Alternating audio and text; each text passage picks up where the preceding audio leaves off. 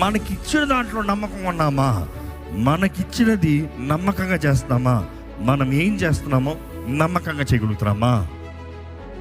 That is where God is always looking for faithful people. నమ్మకస్తుల కొరకు దేవుడు ఎదురు చూస్తున్నాడు. ఒక నమ్మకస్తుడు ఎప్పుడు వేచి ఉంటాడండి. నమ్మకస్తుడు ఎప్పుడు ఎదురు చూస్తాడండి. నమ్మకస్తుడు ఆల్వేస్ రీచబుల్ బై గాడ్.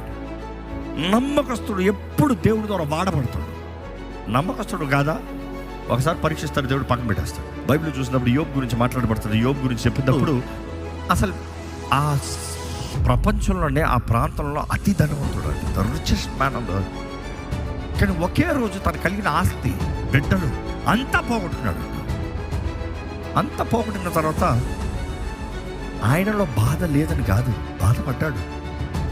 వేదన లేదు కదా, వేదన ఉంది. బిడ్డలు చనిపోయారనే వేదన ఉంది, కలిగినంత పోగొట్టిన బాధ ఉంది, అన్నీ ఉన్నాయి. ఇన్ఫ్యాక్ట్ దాన్ని సైన్ చూపిస్తున్నాడు. ఎలాగా? గోడి పట్టేసుకుని తన జుట్టుని మొత్తం షేప్ చేసి బూడిద వేసుకుని తలపైన బూడిదలో కూర్చొని ఆయన రోధిస్తున్నాడంట. కానీ బూడిద వేసుకుని ఏం చేశాడు? ఫస్ట్ ఏం చేశాడు?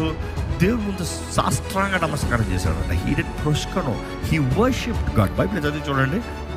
యోబు అన్ని పోగొట్టుకుని వేదన కనబరుస్తూ వెళ్ళి దేవుణ్ణి ఆరాధిస్తున్నాడు. అంటే ఏంటి ఆరాధన? అడోరేషన్. ఇంకా మాటలు ఏమంటున్నాడు?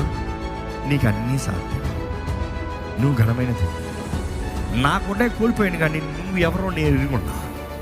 ఆయన అన్న మాట ఏంటి? యెహోవా ఇచ్చాను. What a faith it is.